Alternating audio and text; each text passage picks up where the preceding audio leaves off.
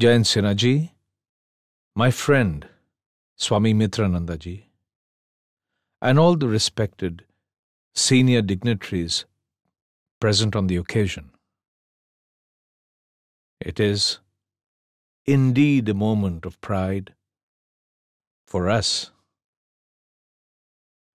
that the government of India got a chance to participate in the birth centenary celebrations of Swami Chinmayananda ji.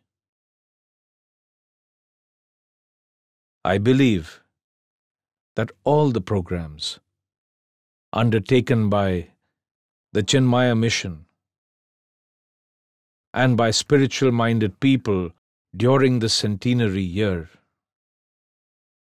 would primarily evoke consciousness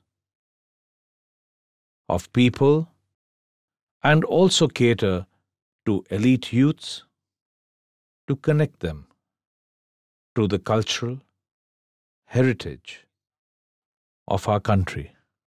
Swami Chinmayananda ji did pioneering work in the field of education and social reform. When India was under the British rule, an elite class in the country was not just indifferent towards Indian culture and traditions, but also considered it low or mean to be attached to it. Swami Chinmayananda was a visionary who saw the need to inculcate India's great culture and spiritual traditions through the English medium among an elite class of people who had moved away from this heritage. That was his greatest contribution. During the adverse times, he dedicated his entire life to be a teacher, reached the height of sacrifice and penance, tapasya, and achieved the Herculean task of connecting English-speaking elite class in the country to sublime Indian culture and heritage. During the centenary celebrations, we have to work towards the task of taking this message of Swamiji to the new generation. When Swamiji talked about the Gita, he was a Jnana Margi, one who follows the path of knowledge. And when he worked in his schools and hospitals, he was a Karma Margi, one who follows the path of work. He tried to follow both the paths mentioned in the Gita. Gyan Marg is important in forthcoming times. It is essential for us to spread this thought throughout the world. And Karma Marg is also vital because we cannot live where we are. We have to move ahead and we have to rise above. That is why it is necessary to follow both Jnana Marg and Karma Marg. The centenary year can inspire us to pursue the goal. It is a matter of personal pride for me that I got a chance to meet Swamiji personally and spend time with him. Our last meeting was in Baroda. I had gone to invite him for the 100-year celebrations of Swami Vivekananda's speech in Chicago. He had promised me to attend it, but just 3 days before the function, Swamiji left for his heavenly abode. I was present for the function, and all of us tremendously missed the presence of Swamiji. Swami Chinmayananda's life is an inspiration for others. He lived an amazing life. Born in the south, Swamiji went to Lucknow for his studies, and he lived in Punjab during the movement of India's struggle for independence. I think Swamiji deliberately chose to work in Punjab.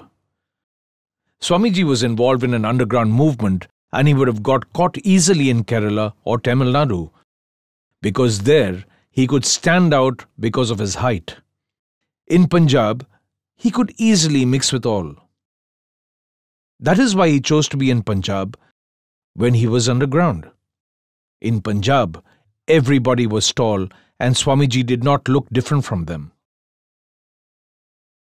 Compared to a person in the south, Swamiji was taller. He worked very efficiently. I always remember him. I don't know what he ate in the ashram later, but Swamiji relished Shrikhand.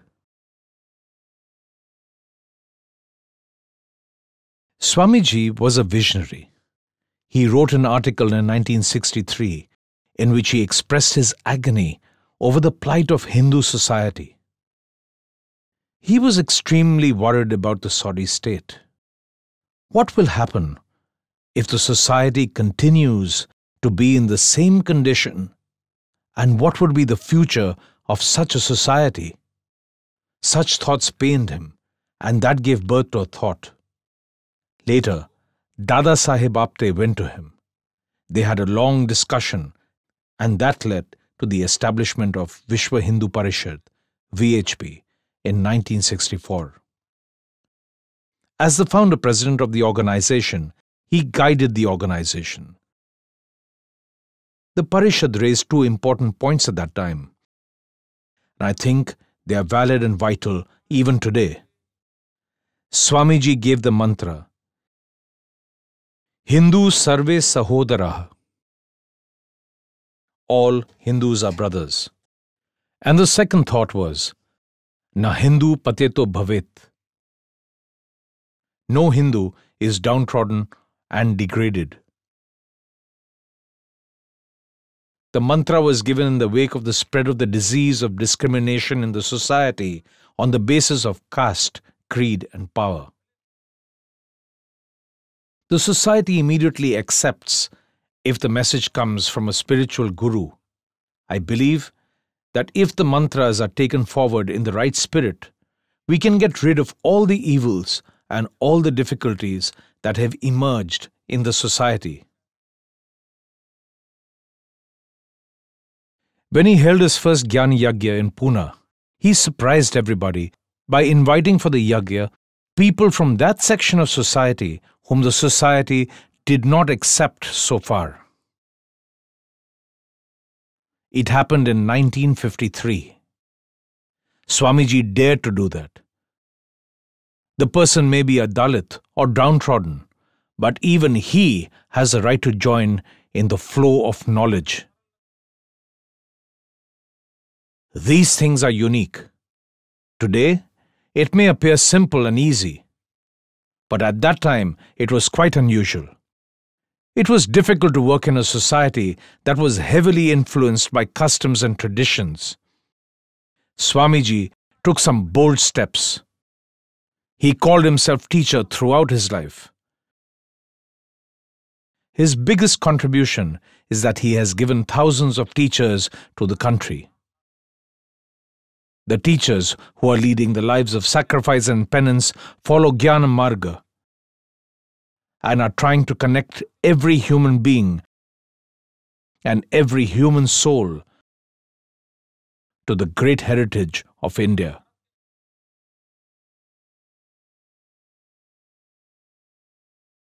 Chinmaya Mission has played a vital role in strengthening the spiritual identity of India around the world. That a commemorative coin was being issued to mark Swami Chinmayananda's birth centenary. A common man is often charmed and affected by coins. It would also initiate the effort to reach Chinmayanandaji through this fascination of common man. I am thankful to Pujya Swamiji and am extremely grateful to you all. Thank you.